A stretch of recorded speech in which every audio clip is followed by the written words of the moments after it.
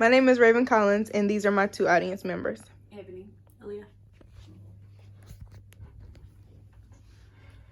If you have never experienced a loved one going missing, then it isn't a far reach to say that you are forever grateful. In the case that something so tragic did happen, what would you do to make sure it doesn't happen to anyone else? There are many factors that tie into what our protectors and our providers do to stop human trafficking. In 2015, Caroline Rayleigh interviewed advocates for victims' rights, and they stated that the reason why these cases are so hard to prosecute is because of the jobs that these victims are doing. They're doing jobs such as agriculture jobs, janitorial jobs, and services jobs, which these are often pretty legal.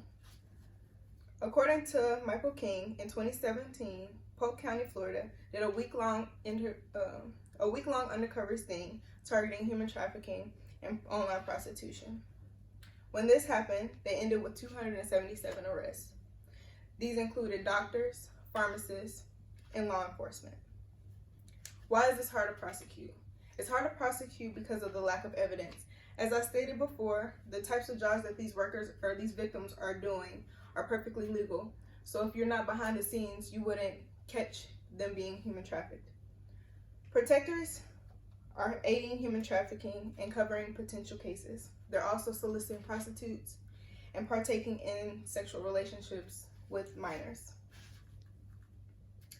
Being that there are hundreds of people we choose to believe are keeping us safe, let's look at some incentives that we can do to make sure that we keep ourselves safe. According to the Polaris Incorporation, statistics from the National Human Trafficking Hotline, more than 49,000 cases were made in the past 10 years. They also state that in 2017, the Department of Justice provided $16.2 million towards victim service providers. That number has increased to $31.2 million in 2018. Let's look at the facts. Men and women are at risk. Numbers are rising, and we need to stay vigilant. We can stay aware by something as simple as turning on your TV, picking up a newspaper, or Googling your surrounding areas. If you are to go to the grocery store or shopping, I would advise you to do it in the daytime. Also, if you do it at night, it's best to go with a pair. There are a lot of assumptions about human trafficking, one being that women are the only people that are being human trafficked. Although 75% of victims are women, men are still susceptible. People that are at risk are people that are homeless, people that have learning disability, people that are in the child protective services, as well as people that run away. What a lot of people don't know that human trafficking is also done within families. So there are parents that are trafficking their kids, or say that the foster care, they're human trafficking them as well. We've touched on the corruption in the justice system. We've talked about what or who the targets are, as well as ways to stay aware. Now it's on you. What would you do in your community to make sure that the people that you love stay safe? Now, I'm not saying that what we've talked about today will completely cut out human trafficking, but if we follow these guidelines, it will kind of help against the monsters and make sure that they don't get away with human trafficking.